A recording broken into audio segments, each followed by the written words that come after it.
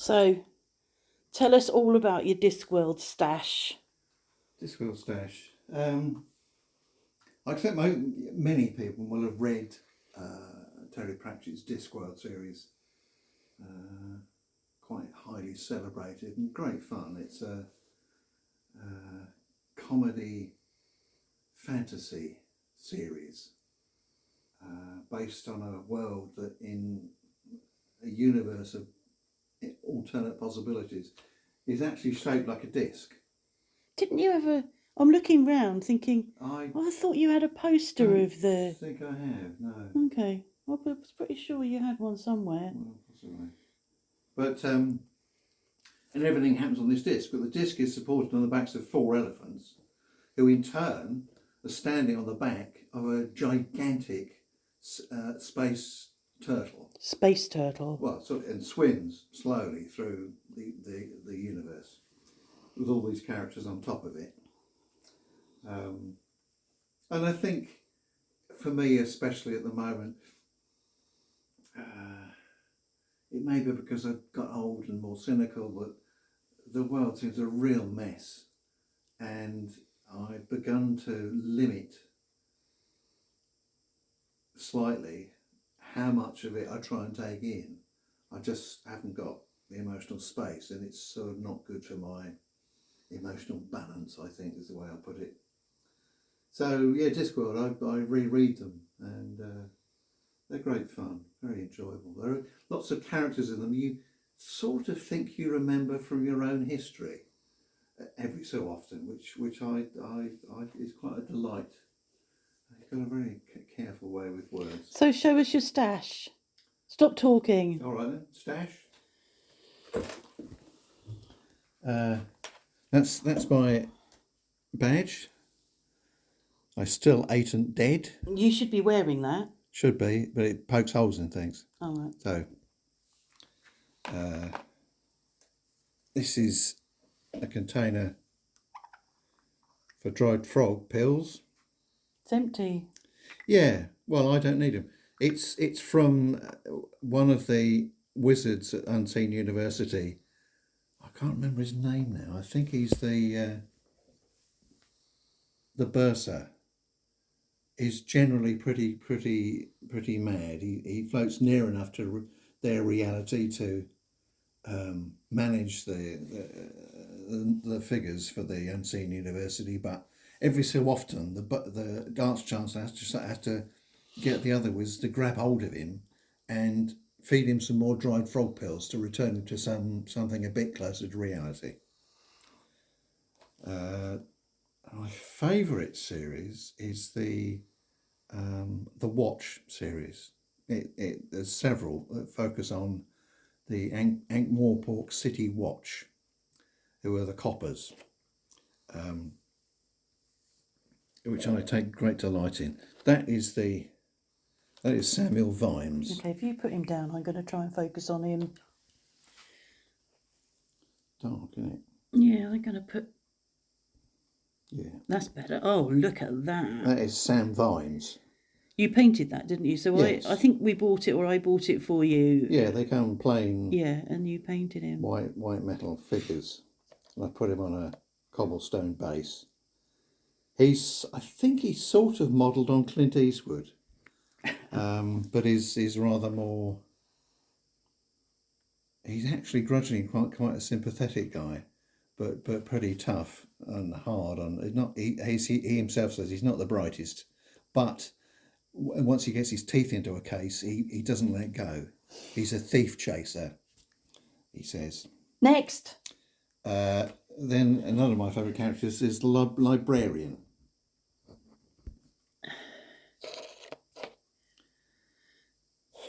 Who you will notice is actually an orangutan.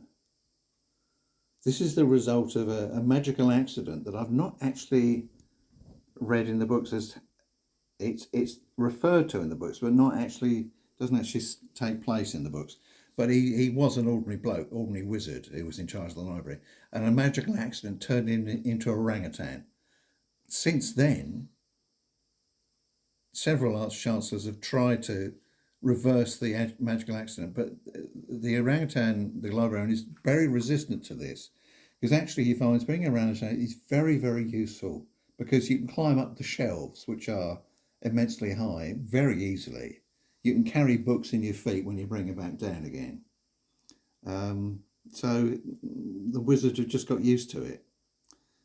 He goes for a drink in the mended drum every so often. This vlog is going to be an hour long if you talk at length like that. Jolly good. I only wanted to look at your stash. Didn't want a whole précis of Discworld. Oh. Who's next? This is Foul Old Ron. Is that Cut Me Own Throat? No. No, That's a different character. Foul Old Ron is one of a small gang of beggars and ne'er-do-wells who live under a bridge. The dog is Gaspode. Foul Old Ron he earns a living by following people, muttering like things like Millennium Hand and Troop. I told him. And he smells dreadful. So what happens is he follows people until the people give up and turn around and give him money, and then he goes away. Gaspode, who lives with him, can actually talk, because he spent too much time living near the magic energy field of the Unseen University. Of course. Yeah, of course. Right, who's next? This one is that Nanny Og? Is Nanny Og. She's one of the witches.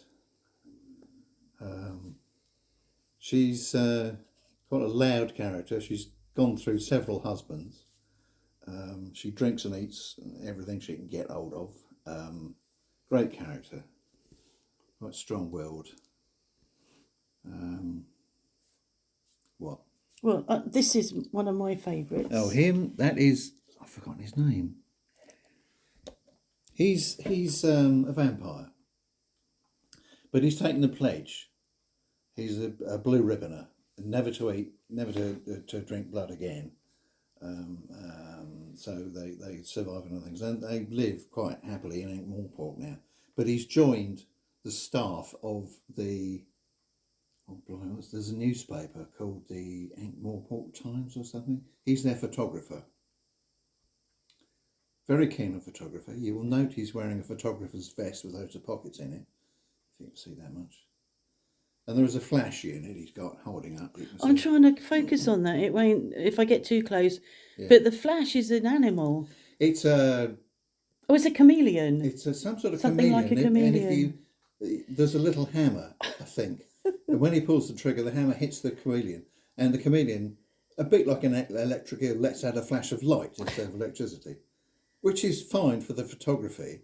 But of course, the vampire, hit by that kind of light, falls into a pile of dust on the ground. But what he's got around his neck is a small file of blood. A small file of something like sheep's blood, and a note saying, "Please pour this on the pile of dust." So he can then revive and carry on taking photographs.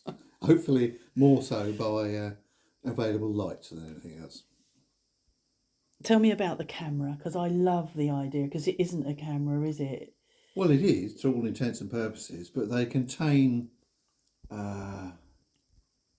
what is it, a magical imp who lives in there. You know, when you open the back, there are little living quarters. He's got an armchair and he's got an easel and a canvas on it. And when you open the shutter, in a split second, he's painted what he sees through the lens. I love that. Okay, so... Recently bought this. You're holding it a bit too close. Yeah. What is it? Terry Pratchett and Steve Briggs, illustrated by Paul Cudby. The ultimate Discworld companion. Everything and more besides. Okay. It's an encyclopedia of all the characters and events and situations. I bought this is the plain version. There's a slipcase version which costs a stupid price. Probably the pictures are coloured in that one, but here they're black and white. I just thought that might be fun. I haven't got into it yet. But... Okay. And I bought. Always good to be able to. We didn't get one, did we? No. Last year because it they didn't do was one. out. They didn't oh do right. But you've got to be quick, haven't Oh, you, with yeah. them, because they're out of And in this year, print. this year is the year of the querulous megapode. Or next year is, sorry. Querulous megapode. Yes. I forget the names of the other years, but there you go. Just show the back of that rather than go all the way through it, just to give an idea of what's And inside. those are the 12 pictures. I do love having a Discworld calendar. There's Death. Which will be my favourite. There's a whole Death series. And this is Grebo. That's Grebo. And you had a cat when I first met you called Grebo. Yes. Who lived till he was about 15. He was here, wasn't he? He was did about pretty 15. well, actually. Yeah, he did good. Okay. That's the member of the Watch who's been told to get into plain clothes, and he's come back, and Sandbine says, "You call that plain clothes?" And he says, "It is to me." It's what's his name? I can't remember his name. There you are. Corporal Nobby Nobs. Nobby Nobs, who is a street urchin in origin and generally a bit foul and very shifty, but you know, he's a valuable member. I wonder if I made the word plain clear enough, said Captain Vines. It's what I wear outside work, Gov, said Nobby reproachfully. Sir, corrected Sergeant Colon. My voice is in plain clothes too, said Nobby. What? Okay. And then this poster, I'm going to pause whilst you unravel it. Wow. So that, to me, has a Dickensian look to it. Sort of. It's a district of Ankh-Morpork, the principal city, which is a sort of cross between, I don't know, London, Birmingham, New York. But, and this is the Shades. The Shades is a very dodgy area. And if you're sensible, you don't really go into it. So shady then? Very shady. A very dangerous area to go into. Even the coppers get a bit wary going through there. And you've got to find somewhere on the wall to put it. Yes. I think I'm going to put a clip frame around it and then I can put it into my picture library and hang it up. That's good. Very eventful. Stop. I remember one year I bought you Christmas presents from Discworld, and the problem with when you order anything from the Ankh-Morpork post office is they put stamps on and you can't deliver anything to the house discreetly. It's like, I can't buy you a secret Christmas present because there are stamps that give it away. And you've got some more up here, and you get a receipt, don't you? You get these Thieves Guild receipts. This one here from Big Charlie, who says, I didn't nick nothing off this one. It all looks a bit weird. And then the one you got yesterday that I won't, if I pull it out, those stamps are going to come out. Yeah. This one says, I'm trying to make a honest living here. Stop ordering all this weird stuff. And you've got some stamps behind here, haven't you, that you're going to do something with. So is that Death? That's Death. That's Death. And who is this gentleman underneath I think that's Drumknot. That is the patrician's administrator, aide de camp sort of thing. And this eye? That is, I don't know, what does it say? Ankh-Morpork City Watch. Something University. Is this anything to do with... And that picture, yes, is from a previous calendar. It's a picture of the watch house. Oh, right. Which I particularly like. Okay. I'm just going to go and have a little trawl through your books upstairs, and that's it, isn't it? I think that's all you've got. If you like. I'm just going to see if you've got, I'm sure you've got that picture of the Discworld. And that's a picture of Ankh-Morpork taken from a height. And in the foreground, you can see the top of the Pillar of Art. The Pillar of Art. Art. Or is it the Tower of Art? Tower of Art, yeah. Which is part of the Unseen University grounds.